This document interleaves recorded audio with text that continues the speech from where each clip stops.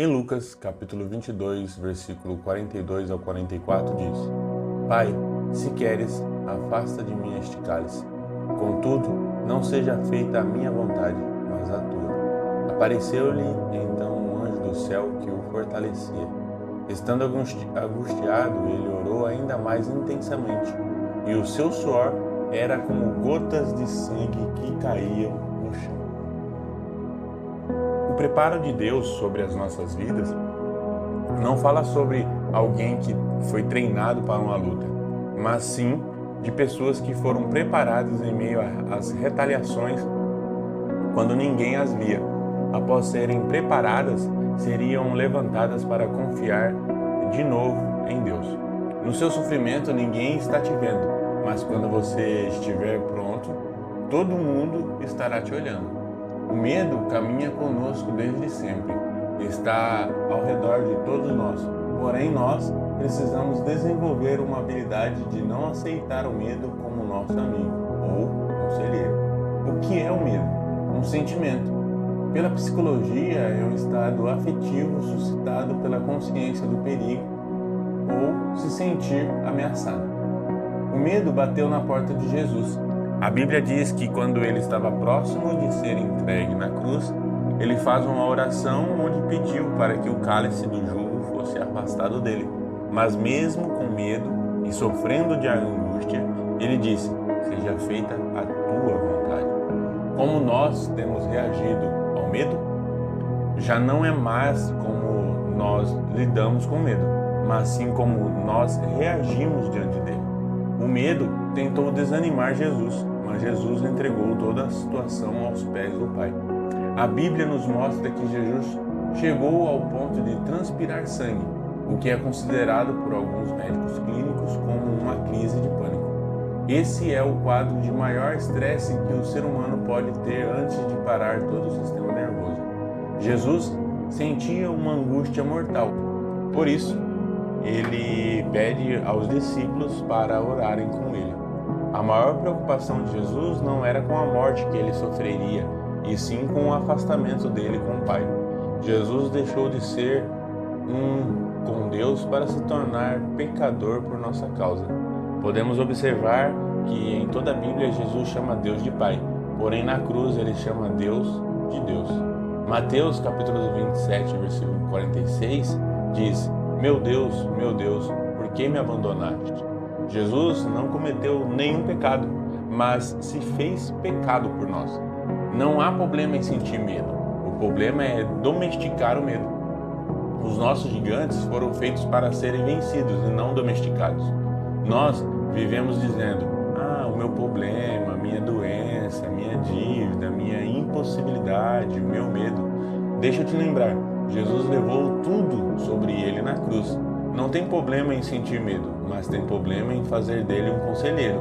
Tem problema você permitir que ele entre na sua casa e planeje o seu futuro. Nós precisamos parar de olhar para o nosso futuro com medo. Precisamos pautar a nossa história diante daquilo que o Senhor já disse que aconteceria. Tem problema nós nos esquecemos que medo é sentimento e sentimento passa, mas que fique nítido sobre a sua vida que as palavras que Deus declarou sobre sua vida jamais passarão. Está em Mateus capítulo 24, versículo 25. Um sentimento permanece sendo um sentimento. A palavra de Deus permanece sendo a palavra de Deus. Nós precisamos nos lembrar de verdades de Deus sobre as nossas vidas. Declare sempre: a minha fé está ancorada em palavras eternas. Deus é por nós.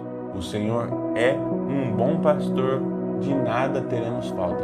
Ele nos faz andar em pastos verdejantes. Ele nos traz paz. Ele nos guia, Ele provê, Ele nos livra e salva, Ele nos dá segurança.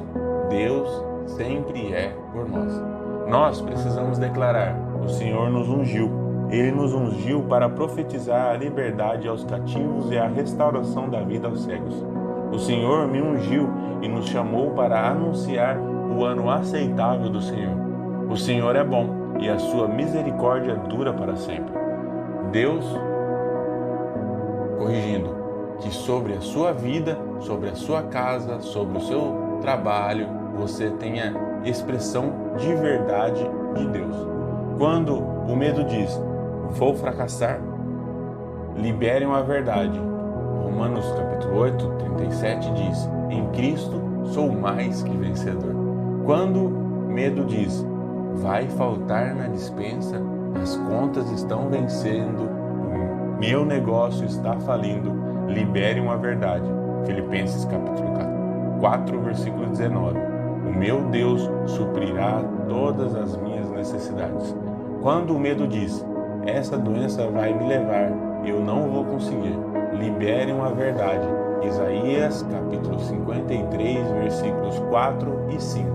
Certamente Ele levou sobre si nossas doenças e enfermidades, e o castigo que nos trouxe a paz está sobre Ele, e por sua pisadura somos sarados. Se o medo bater em sua porta, quem vai abrir? Você ou Deus? Pare neste momento e reflita. Do que você está cheio? Onde está a sua esperança? Quem é o Senhor da sua história? O que te dá paz? O que se faz crer que é o princípio dos melhores meses da sua vida? Ele te viu quando ninguém te via. Ele ouviu o seu chorar. Ele te tirou das piores situações da sua vida. É Ele quem te defende. E é Ele quem abre as portas. É Ele quem faz. Deus já fez uma vez. Ele vai fazer de novo. Caminhe ao lado de Jesus e se lembre que Ele é a resposta. Jesus é suficiente. Ele é único. Não há outro e suficiente Salvador. Suficiente significa que nada precisa ser acrescentado.